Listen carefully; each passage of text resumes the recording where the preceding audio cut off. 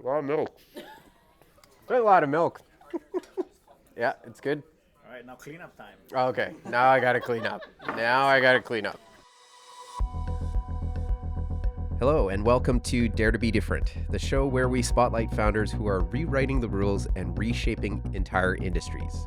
We are your hosts, Chris Young and Lynette Tremblay, and on today's episode, we're taking you on a journey inside the walls of PulseMedica, an Edmonton-based startup that's making waves in the world of ophthalmology, creating a technology that didn't exist to treat an eye disease that doesn't have a cure.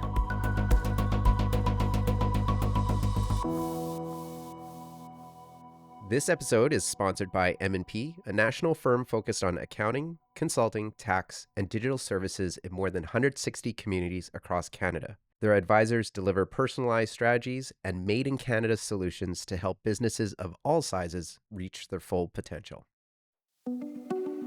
So picture this, two driven minds. Nir, a PhD laser engineer who built cutting-edge imaging systems for the back of the eye, and Eric, a registered nurse turned MBA graduate with a passion for team building.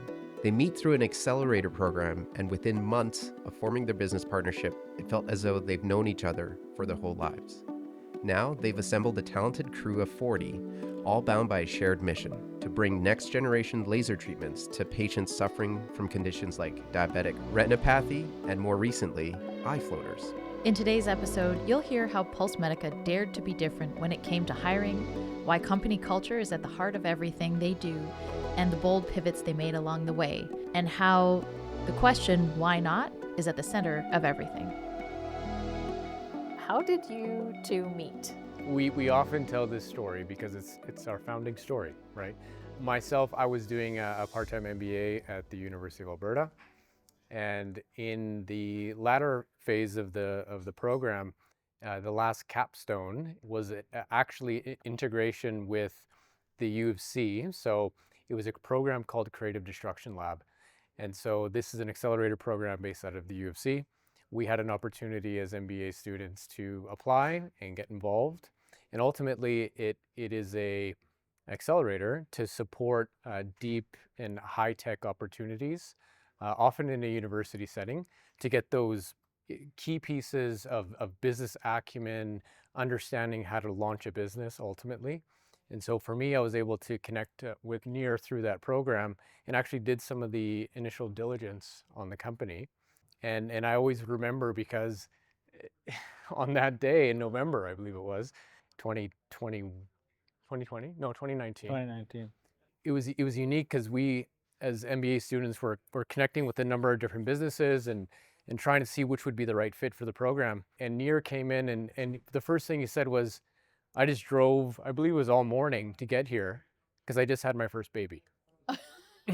And so we look around the room and we're like, you didn't sleep at all. And my wife was in the hospital. I'm sure she was thrilled. She's great. She's super supportive.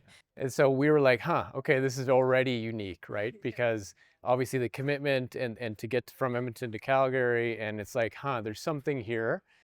So yeah, I'm pretty sure Nir's wife maybe wasn't as impressed as he made it seem like.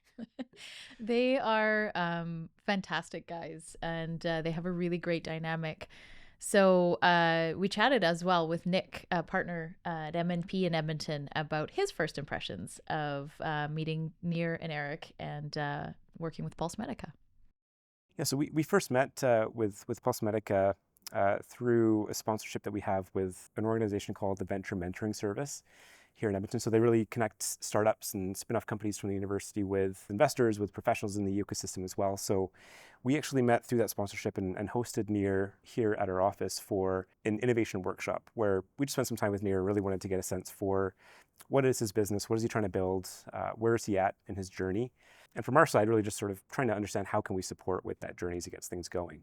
At the time we met Nir, it was very much early stage. He was still really getting things off the ground, still looking to incorporate the business, still really, housed and based out of the University of Alberta, still had a lot of building to do at that point. And, it's been remarkable to see how they've kind of changed things over the last 5 years to have the team that they have today. And a lot of the technology that they've been working on is really starting to come along in many ways too.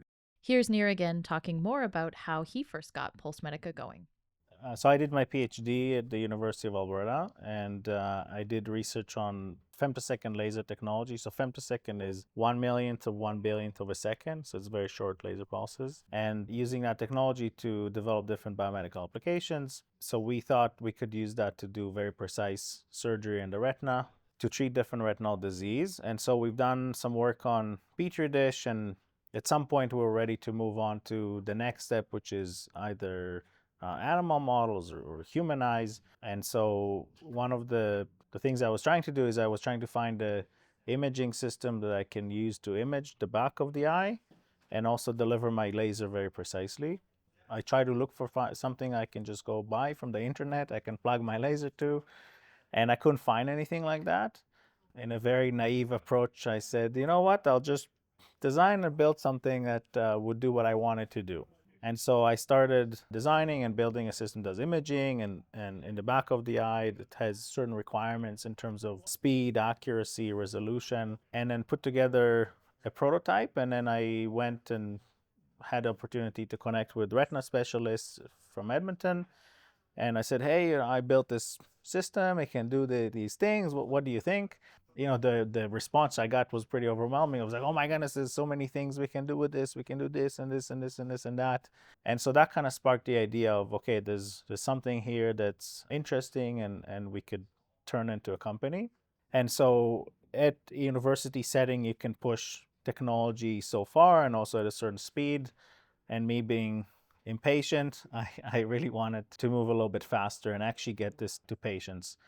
And so I decided, let's join an accelerator program and see where it takes me, because it's my first time starting a startup. And I essentially went there with an open mind saying, hey, I need the support to make sure I can start this with minimizing the number of mistakes by learning from people who've been there, who've done that, who has the experience. And of course, as Eric said, this is where we connected, because I was looking for a partner in crime, in starting a company who really complements my skill sets. The Creative Suction Lab program was really the jumpstart platform for us to get our ideas honed down to what do we want to get to, how do we want to get there, surround ourselves with the right people, and also raising some seed investment to start the company. And since then, we've came a long way, I guess. When startups enter the growth stage, one of the hardest things to hang on to is that spark and the purpose that first drove the founders to what they created. As the company grows, founders shift to being executives, and they need to start delegating that work to a team. So the question is, how do founders who are in growth mode maintain those values and communicate that purpose so that the incoming team can then drive the organization forward? Here's Eric on what they've done to keep the momentum going as PulseMedica has added significantly more staff. This concept of building and developing and trying to bring people along with the journey, I think resonates with, you can see kind of around the office, it resonates with our people, right? So trying to do something that's bigger than themselves and supporting the community and supporting others, I think is something that's allowed us to have the success that we have currently. And that's, in our philosophy of also hiring, right? So what is it that's important to the individual? How is it a win-win? It's always got to be a win-win, right? And we spend our time, effort, and energy and hire slow, like we like to say, to ensure that we have the right people that want to stay with us long-term, right? Because that's always our thinking, is that what does that long-term relationship look like? And how can we support that individual and the team through the growth and the challenges that exist in startups and building generally, so that we can be someone that, working for them in the future, right? So how can we build our people such that in the future, we'd be happy to work for them? Well, one of the things that I tell people, I think it's a learning that I like to share, is the evolution of a company from 5 to 10 to 20 to 40 is a real evolution. That's, somebody who is the first time starting a company and first time experiencing that growth, you're not aware of that growth. And what's interesting is when you're sitting 5 people in a room and you're working together towards one goal, everybody's in sync. They all know what everybody's doing and what's going on. When you grow to 10, still somewhere there, maybe you add a few people to help make sure that you're in sync. When you're 20, and if you continue in the same methodology as you were as 5 and 10, suddenly everything breaks loose. Nobody knows what everyone, but no one is, it just like hits you one day, like nobody knows what's going on, who's doing what are you supposed to do? And so it's interesting. I feel like we've experienced these different levels of growth, and we're probably going to continue experiencing that as we grow. I think being more mindful that communication piece is a real challenge. It's upcoming, so maybe be more prepared, in the future. But that's something that in the evolution of any company that it's gonna happen. One thing that we really noticed when visiting PulseMedica was the fun environment. Everyone seemed to be having fun, and I think that does a lot for building a great and engaged culture. Especially in an industry that requires innovation and constant development of new technologies, having fun is important for people to drive that creativity. Also sounds like fun is a part of your culture here, based on some of the conversations we've had. I mean, Nir, you brought Hawaiian Shirt Day back from Hawaii. What are some other things that are just, I guess, unique to the PulseMedica culture? Every year we do a picnic in the summer. So if you notice some of the photos that we had a photo contest, so that was maybe another fun thing, but on the wall you can see our very first picnic where there was 4 of us. So we have those opportunities where they're kind of regular occurrences, and then we have opportunities that just happen to be during that month or during that quarter that we sponsor or support, and really, try to get people to connect. And that's not, of course, always in the office. That would be doing other different things and in different environments. So we try to do our best to have a facilitated event as much as possible, so people can really get to know each other. I think in general, like also the two of us, like we're good friends and we're like joking around between us quite a bit, and I think that probably gets rubbed on the team as well. Like I'm a person, I like to be silly, I like making jokes.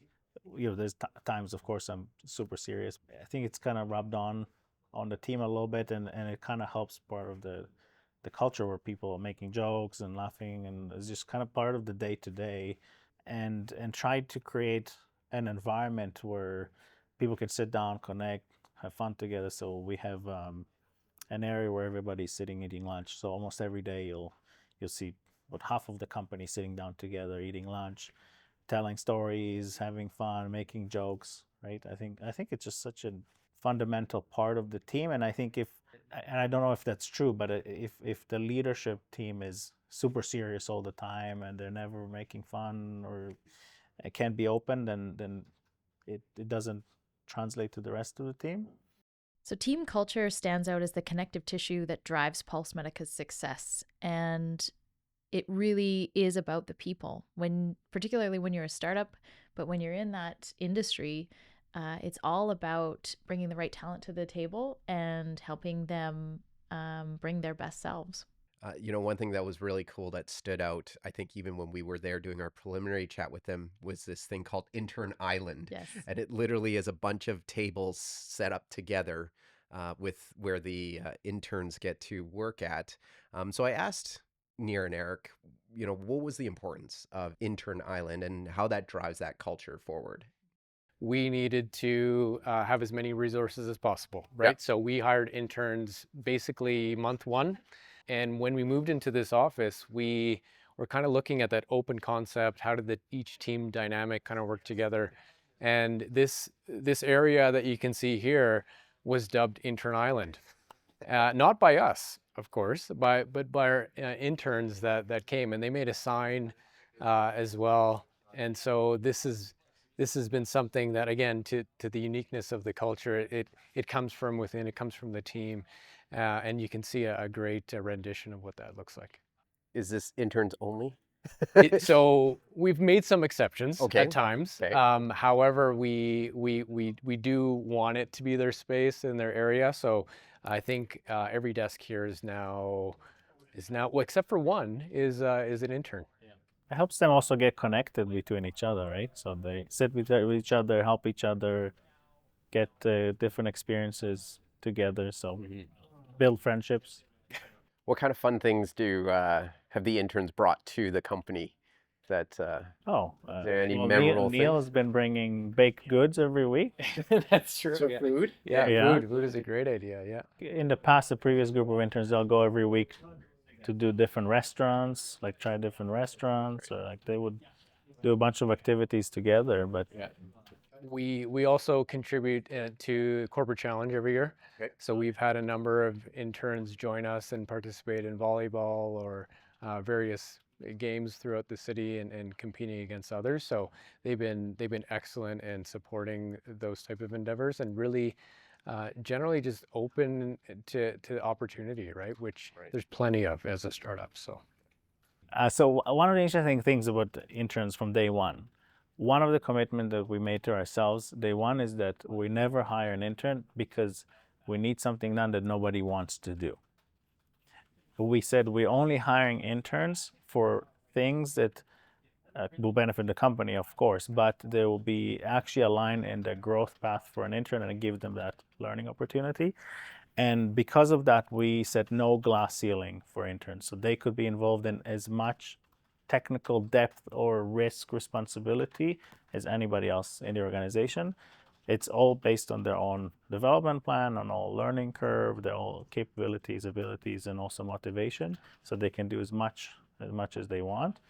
And hopefully when you talk to them, they'll say the same thing. But but essentially they get to do like as much as they want that's related to their career progression. Right. And that's a big, very important thing for us. So there's another fun thing they do at PulseMedica, and it really circles around this super ultra fancy coffee machine that they put in the kitchen. Nir is very serious about coffee, possibly more serious about coffee than he is about curing eye disease. So Nir, tell us a little bit about this fancy machine that's not related to, detecting floaties. It is related. Okay.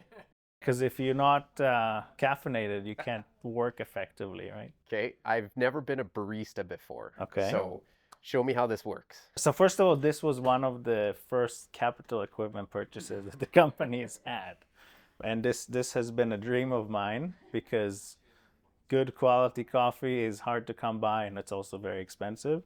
And then one day we go to Boston and we visit a contract engineering firm that we've met, and we saw a machine like this over there in the office. And my eyes just, open. I was like, you have this in your office? And how do you guys manage to keep it clean and stuff like that? And so they're like, oh yeah, every person who joins, we do training and we show them how to clean it, and they maintain and clean it up themselves. And then as soon as we got back to Edmonton, I pulled the trigger and I ordered this. So now it's part of the process of getting onboarded. So onboarding is this. The most important piece for onboarding is how to clean after yourself. That's more important than how to make a good coffee. And then we can live happily. Well, since this is such an important component of being a part of this culture here at PulseMedica, maybe we should get an intern from Intern Island to come teach me how to use this. And how to clean. And okay, how to clean. Great. So Adam, you're an intern here at PulseMedica, and it's going to be your job to teach me how to use this fancy machine. Hopefully I don't break it. Okay, let me teach Hopefully I don't break it. Well, that was one of the first things I learned when I got here, so I have to extend the favor here. So we have a lot of moving pieces. I'm totally intimidated. I don't think I want to do There's a lot of this. moving pieces. So the first step, make sure there's some beans. There's a couple beans left. We might need to refill it actually. So we have the bean catcher, as I like to call it, the official term. The portafilter, which we're going to plug right into here. Okay. And this is actually a 9.3 second timer, which is perfectly calibrated by Mr. Nir himself to optimally fill the portafilter. So we're going to plug it right in. Hand spoon. Perfect. And so you just give it a couple pats like that. Okay. And you can just pop it right in there. Next you have all these different tools. So these are the main two tools I like to use, but they're just to get a nice even spread inside the portafilter. So I'll teach you how to use it and you can give it a try. So this one you can just pop on top and give it a couple twists. So why don't you do that? Okay, and then you just give it a couple twists. Yep. Okay. Whatever feels right. Perfect. And then this guy goes on top and you can put it right in the center there and then just give it a couple rotations. I think this is more complicated than the floater machine. It actually is, yeah. And then you can put the portafilter into that slot, and then this is the most important part, is the compression. So you're going to take that, the tamper, and press as hard as you can and try to keep it nice and flat. And then I can help you with this part, but you can just hook it up to the machine by finding the right angle there. rotating until you get a nice lock. Pop this coffee cup underneath. And then all you need to do is lift up on this handle right here. Okay. Just pull it up and until it's flat. So there's a timer going, and there's a debate on what the lucky number is. I usually like to go for a nice 32 or 33 second pour. Okay. Yeah, so you can push it down right about now. Okay, so we can take this out here. And then the most exciting part is making the latte foam. Take your milk and you can kind of fill it up to kind of the bottom of that little.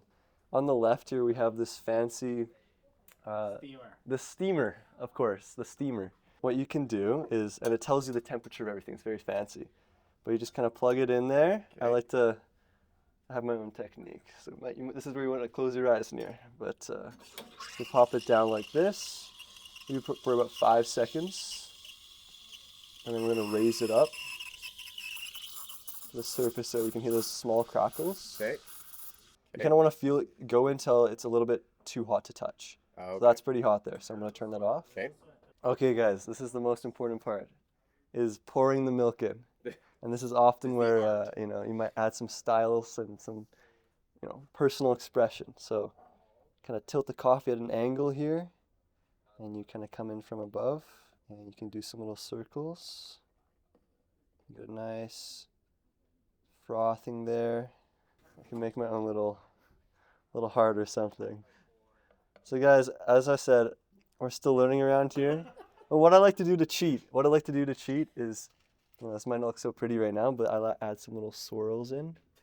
All right, Adam, you stay here in case I mess up. Sure. How's that? Yeah, Okay. no Okay. Here we go.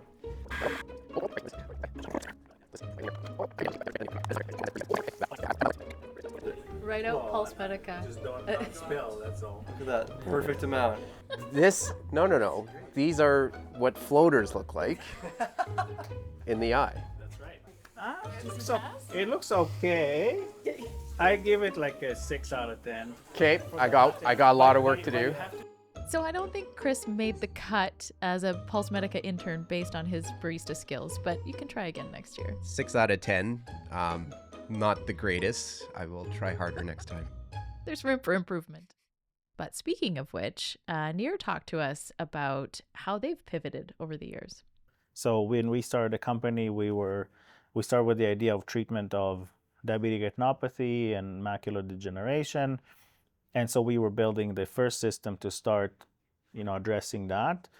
Along the way, what we've done is we start talking to the market, talking to doctors, patients, strategics, and we've heard a lot of feedback coming in saying, hey, what about treatment of eye floaters? And so we've started digging deeper into that and, asking ourselves, does that make sense? Do we think there's a big need? Do we think our technology suits? Do we think our team has the capability to do that? And so we've decided, let's take a mini bet, put 10% of team effort into, can we demonstrate that eye floater is something that we can do while we're continuing on our trajectory? So it's part of our craziness of like, let's see if we can do that, but do it in a way that's responsible, I would say, right? And then it paid off, right? Like we said, actually we can do this. And then that led into us starting to slowly focus on this, raising money towards that plan. And then once we raised money, then we fully focused the company into that direction. And so I think it's a lot of like listening to what the market has to say and then understanding, does it make sense for us? And then adopting that thinking versus being very focused on, no, we're doing diabetic retinopathy or we're doing macular degeneration and that's it. There's a lot of other pivots along the way as we were focusing on floaters on this doesn't work, so we should do this and that. But generally, you have to be nimble. You have to adapt to the situation, and that's just the life of a startup. Because in order to solve, you're gonna hit problems. Otherwise, somebody else would have done it already, right? And so we're constantly running into challenges, and we're pivoting and finding ways to solve those challenges. But the other thing I'll add is, and this is something that we're talking to the team internally, is that running into challenges and problems is not always a bad thing. It's an opportunity. if you look at it from that perspective, it's an opportunity for innovation, it's an opportunity to create intellectual property, and it's an opportunity for you to position yourself in the market with something new and novel that helps people who you couldn't help before. Yeah, I think what's unique about the kind of pseudo pivot that Nir is referring to is that the foundation of the technology allowed us to do that, right? So we have an imaging system and soon to be treatment system that can image anywhere in that space, right? So in the posterior chamber of the eye, as we call it, so in the vitreous or the retina. So there's a number of clinical indications that we can capture, that we can actually treat as with that imaging, with the guided treatment as well. And so that allowed us to pivot. And the other thing is we have such an amazing skilled team that, again, allowed us the success, or at least the conversation, to then pivot as a team to then go towards a slightly, different location within the eye, capturing a clinical condition that, of course, does not have a non-invasive treatment for. What's kind of in the future for not just PulseMedica, but for each of you? For PulseMedica specifically, we're looking to complete our first in-human treatment clinical trial over the next 16-ish months. So that will be a massive milestone for the company, and something that I think a lot of patients and people that we've been connecting with throughout the community are looking for, an option for treatment, ultimately non-invasive treatment. So that's a massive piece that we're working towards as a company and as a team. To your other question about what's the future for me, that's a harder question to answer, I think. For me, I'm always trying to level up, so to speak. So any opportunity to learn and grow and be a better leader is on my radar. So being explicit with what those goals would look like for 2025 and beyond is that kind of self-development, and then how that self-development can be transitioned into other leaders within the organization, and how we can support our people to also level up. Amir? One of the things I'd like to think about is there's individuals who are busy, and there's individuals who are busy and working on the right things with the right amount of time. And so I envision that if we can build an organization where ultimately we have the time to, I'm going to make this analogy that might not resonate with everybody, where we might be able to actually sit on a beach somewhere and think about the future and strategize the future while the organization continues to run itself and execute on our milestones, then I actually think that we've done our job. In terms of growth path for us is how do we get there? And so we're always trying to figure out how do we get there, and you always fight fires and every day, and there's kind of the immediate need to address certain things, but it's how do we build a company in ourselves so that we don't have to do it as much, not from a selfish perspective, but actually because I believe this is our job as leaders, is to look into the future and start predicting certain things that are going to happen, strategize, and find ways to get there that are more efficient and more successful. Nir and Eric have big dreams, and we see big things for PulseMedica in the future. But we asked Nick from MMP what he sees for PulseMedica and how they fit into the industry need as it currently exists.